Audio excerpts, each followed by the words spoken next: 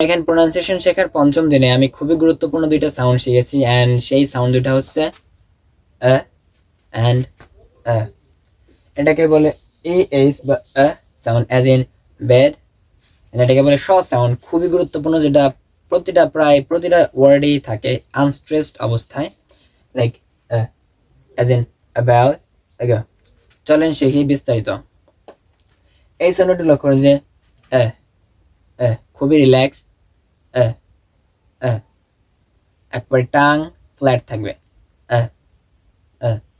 Bed as in bed, as in bed, okay, bed. আরেকটা জানছি কি pen, pen, red, head, help, get, 10, and said, said. Okay, এই সাউন্ডগুলো আমাদের muscle memory তৈরি করতে হবে এই সাউন্ডগুলো দিয়ে, যাতে পরবর্তীতে আমরা প্রোনাউন্সিয়েশনের উপর যখন কাজ করব তখন আমাদের এগুলো অনেক হেল্প করবে।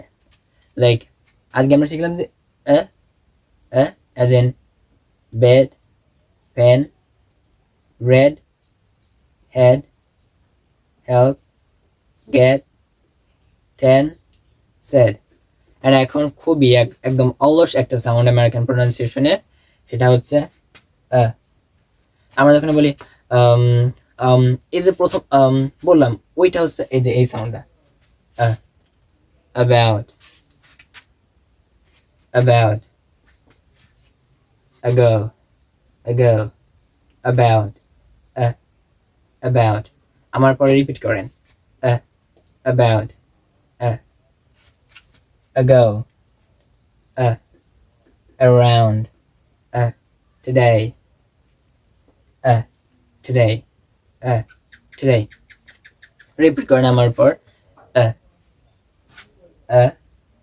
about, ago, around, today, problem।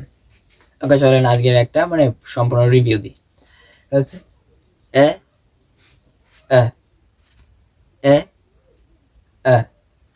as in bed, bed, pen, red, head, help, get, 10, said।